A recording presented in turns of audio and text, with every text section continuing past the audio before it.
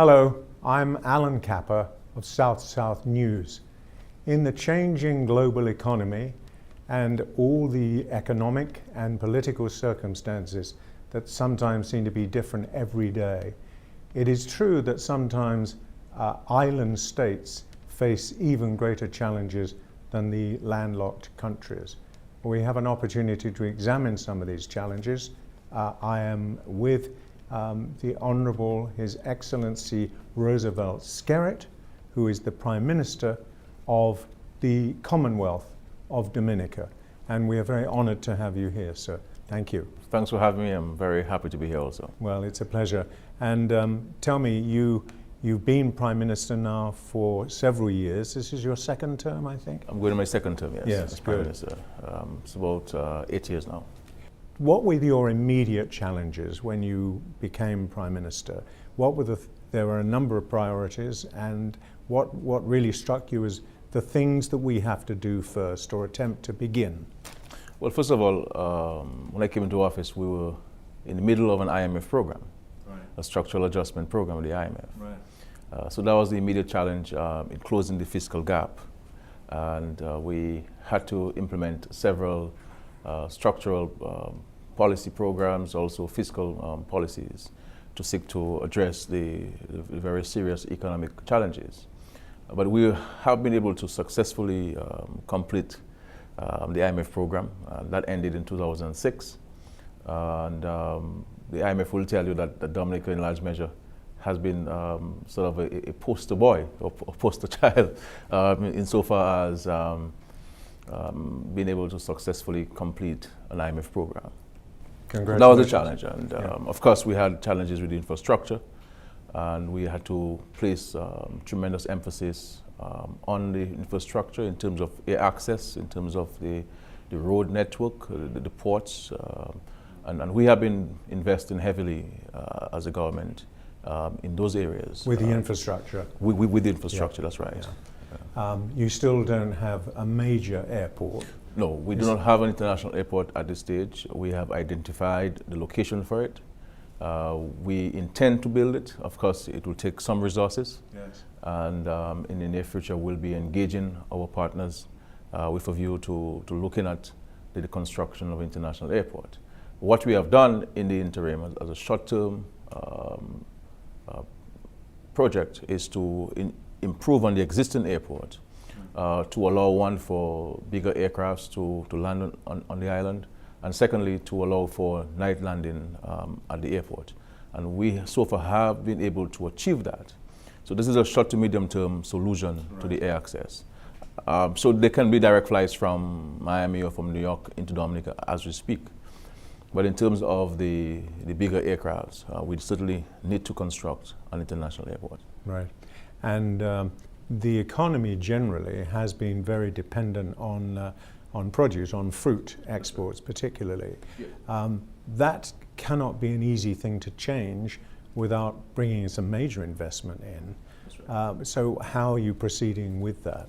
Well, first of all, you're right. We have been largely dependent on the export of agricultural produce, particularly to the United Kingdom, for the banana exports. Right. But with the WTO ruling against the banana regime and our preferential treatment on the European market, we have seen a tremendous drop in revenue, and also the number of farmers who otherwise would have been engaged in the agricultural sector have left and moved into tourism.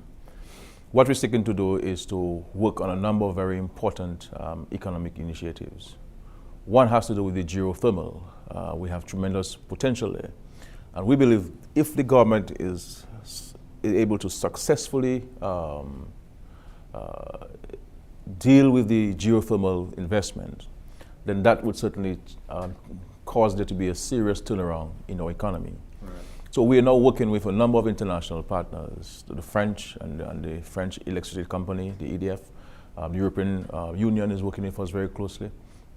And there are other countries that are showing a very keen interest in assisting Dominica in exploiting that natural resource.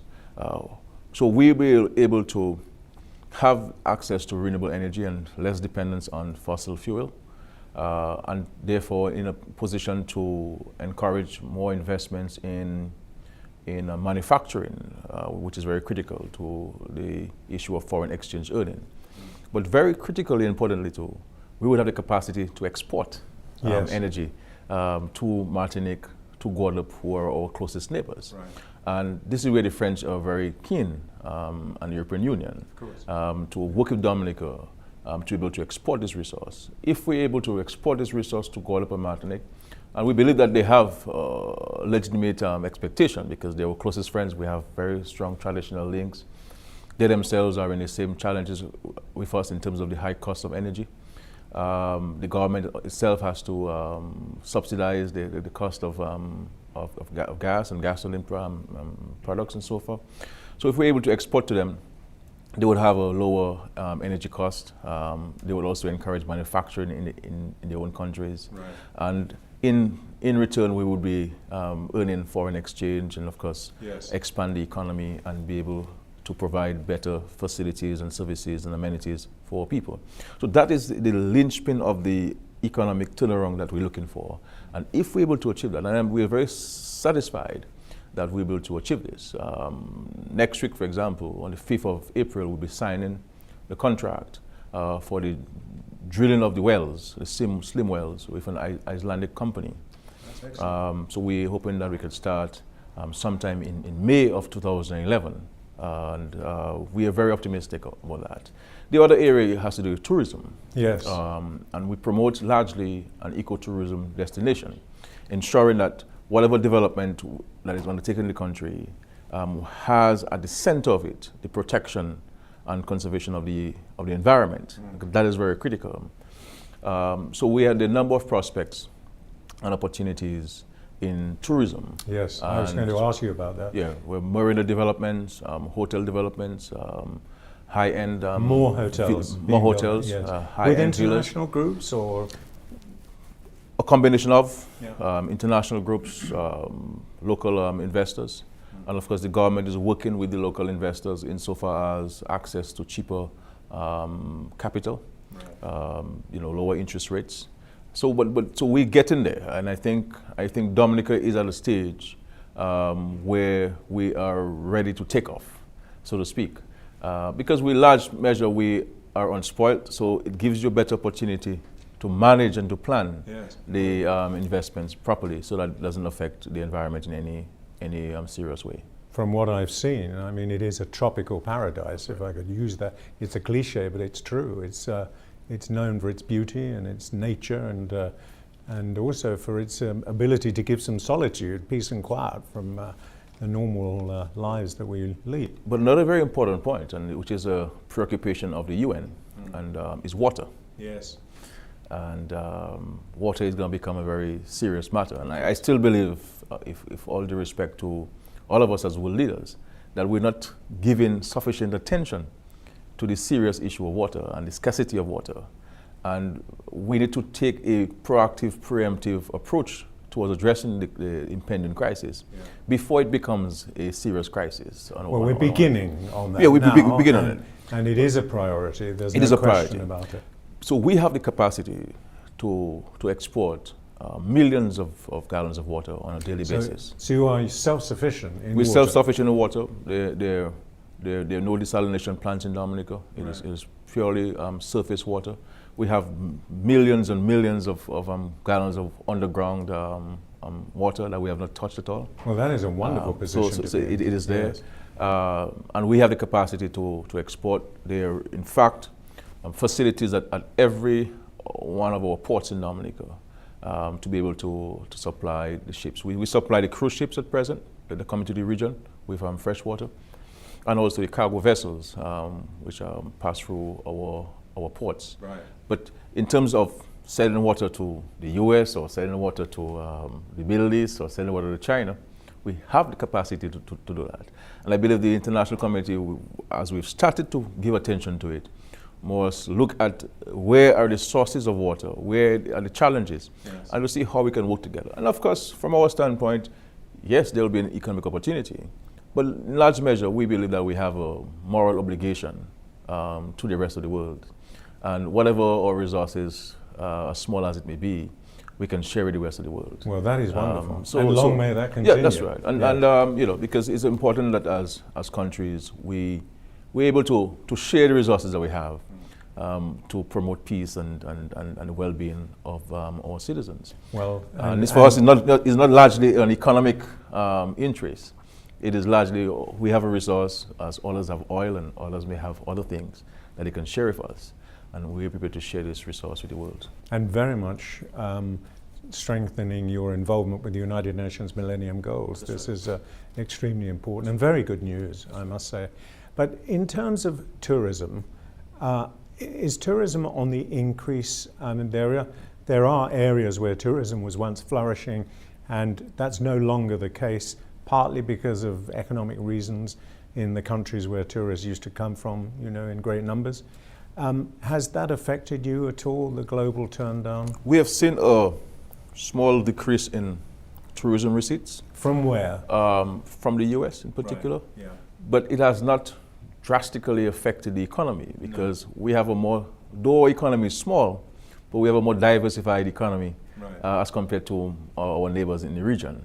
Agriculture, the service industry, and other areas.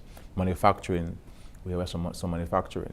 But we have not seen a major decrease. What we're seeing now in Dominica is a greater interest in investors coming to Dominica and exploring opportunities and possibilities. And we have been able to start a number of boutique properties, boutique hotels and guest houses and villa constructions. So I believe the discerning tourist is looking to Dominica now. Because of what we have to offer, in a large measure, is different from the rest of our neighbors. While we have some beaches, but we also have rivers, lakes, waterfalls, hiking. It's very beautiful. So it's very natural environment, very natural country. So we're able to offer these things to our tourism. Well, apart from tourism, what other kind of investment in what areas are you actively pursuing? And where? Any particular countries? Europe, the United States?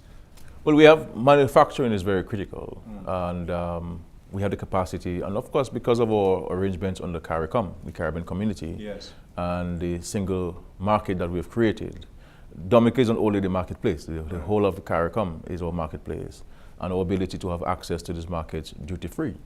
With the Economic Partnership Agreement with the European Commission, European Union, our manufacturers have access to the European markets. And we're seeking to have some investments in manufacturing in particular. And we have been in engagement and in discussions with some Chinese investors in terms of manufacturing. And so it's a very important place that we have been engaging. Tourism, ICT development is very critical, especially the call centers.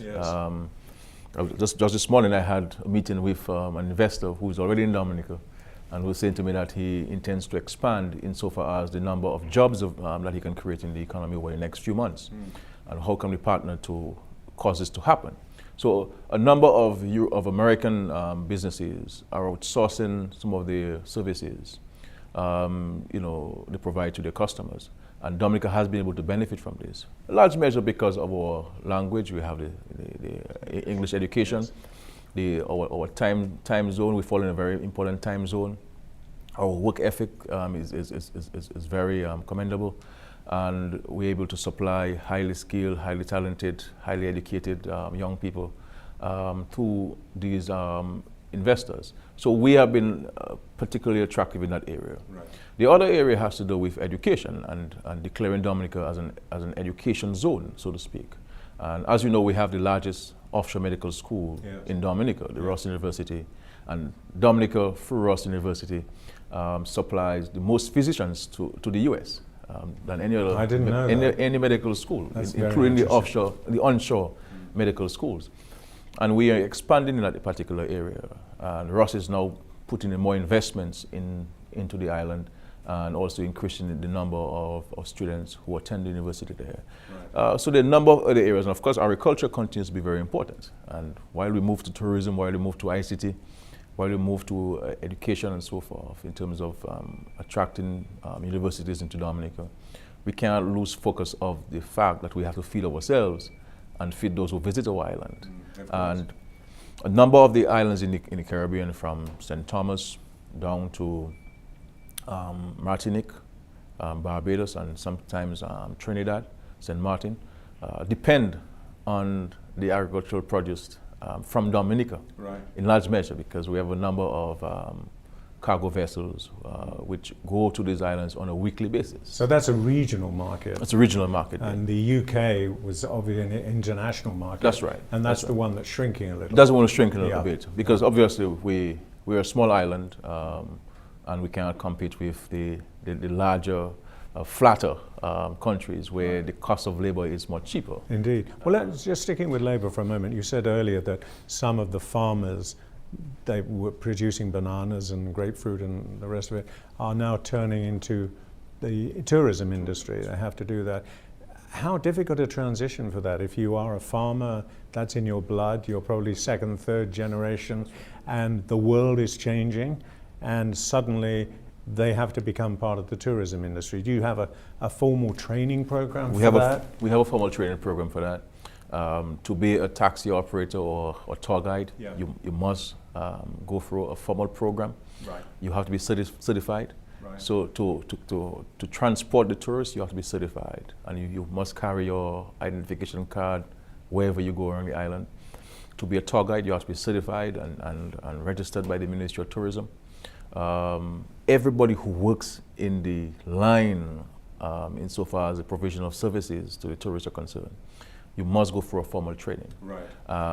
Even the vehicle, the minibus you use, or the car that you use, has to be inspected by the tourism officials, and we would have to give a stamp to say that this vehicle itself is suitable for transporting tourists. So it has been a challenge, because it is a serious paradigm shift, but people appreciate the importance of the tourism sector, tourism industry, to the country, and to themselves individually. Yes.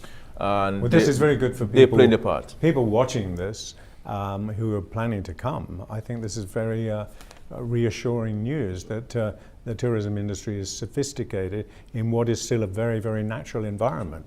But very critically too is the issue of security. Yes. And Dominica, in large measure, is a very, very safe place to visit and to live. I mean, you could park your vehicles on the side of the road. You don't have to lock it. You can keep your homes open. The tourists can walk the streets with no fear of anybody attacking them. Right. And of course, you will have the one or two isolated cases, but it is not an everyday thing. It is not an every week occurrence. And that is something that we're guarding very, very closely, because the issue of security has been of concern to many countries. In other places, certainly, yes. You know, yes. Tourists have been attacked, and also citizens have been attacked. So we are certainly keeping Dominica as safe as possible. Right. Well, could I just ask you about weather, but the bigger issue of climate change? We know that hurricanes are part of life in the Caribbean, not only in the Caribbean, but certainly there. But climate change now, the big issue, one of the main United Nations Millennium Goals. How is that and that debate and preparation and looking ahead and being part of the debate, how is that concerning you and your country? Well, first of all, I must commend the international community for bringing sharp focus to the issue of climate change and its effects on survival of many countries. We in the Caribbean, and I speak for the whole of CARICOM, are greatly concerned about the climate change and the impact of climate change on our economies. We are in the hurricane belt in large measure. Some parts of our countries are low-lying, and we have seen over the years the tremendous impact climate change has had on our islands. Major droughts sometimes in some of the countries. We have had to invest heavily on infrastructure, whether river defense. In Dominica as well? In Dominica, yeah. Dominica, river defense structures, sea defense structures. Now, with regards to the Millennium Development Goals and our ability to achieve each one of them, we are challenged by this sometimes, because resources which we should be spending on education, on healthcare, on housing, and all the social needs of the country we have to spend it on the infrastructure. And you may construct a seawall today, next year you have to come back and spend even more money to have it replaced because it will have been affected by the ravages of the sea or the river. So it is a concern to us, and the impact it's going to have on agriculture, for example. If too much rain or too much sun can have an impact on the environment. And I believe that in the discussions at the global table, our signal to our more developed friends is that in the discussion and the carving out of an arrangement, that we should not forget these small, vulnerable nations in the Pacific, in the Caribbean, and in some parts of Africa. So that's very critical. And so we've been engaging on a bilateral basis, and we've also been engaging at the global level. And we continue to be present at every forum to ensure that our views, our ideas, our suggestions, our concerns are captured in the documents that are prepared for publication. Because we do not have the ability yet in terms of resources and ability to mobilize resources to address those issues. But when you look at the Millennium Development Goals and what we have been able to do, notwithstanding the fact that we've been ravaged by the effects of climate change, has been commendable. In Dominica's case, for example, we achieved universal access to secondary education in 2005. Every child in our country has access to secondary school. Right. I'm not talking about primary school, secondary school. We're now working on universal access to tertiary education. We have worked on access to healthcare. So everybody who is 60 years and older has free access to medical care, and everybody who is 18 years and younger has free access to medical care. And those of us who are in between are covered by the Social Security scheme. So if we fall ill, we go to the hospital, our Social Security program comes in. Right. So in essence, we have universal access to the primary health care, also universal access to secondary health care. What we're seeking to improve on is our access to tertiary healthcare. So we have been able to achieve those particular areas. So there are a number of things that we're doing, but climate change continues to be hovering over us. Yes. And we have to be saving a little bit from what we have to deal with the impact of physical climate defense. Change. Physical really, defense, yes. Yeah. So that's a concern to us, and I'm happy that the UN has been providing the leadership. The Secretary General has been providing leadership on that, and many of the more endowed countries have been at the forefront with that. China has a very good program that they have declared to assist a lot of developing countries, and we're hoping that our friends in the US who have indicated also publicly for the Secretary of State that they're prepared to look at issues. For example, they're working with us also on the geothermal aspect of it too. So we're hoping that in the discussions, that though our voices sometimes can be a little bit faint, but we do not want to be forgotten in the process. And I'm happy in large measure that the UN itself, the UN organ, has been very helpful in ensuring that the small island states are not forgotten in the realm of discussion. So I really like to commend the leadership. Sometimes we criticize the UN for not doing this and that. Yes. But when they're doing well, we have to say that they're doing Indeed, well. And indeed. in fact, on this climate change issue, the UN has been extremely helpful. Well, I think, if I may say so, Dominica is an example of how a small state in size and perhaps population can still have quite a loud voice and some major contributions to some of the major issues of our time across the whole of the United Nations Millennium Goals. And I want to thank you very much indeed, Your Excellency, the Prime Minister Roosevelt Skerrit from the Commonwealth of Dominica, for being here and sharing your country's experiences with us. We wish you the very best with all your endeavors and hope very much that you'll come back and talk to us again and let us know the progress you're making.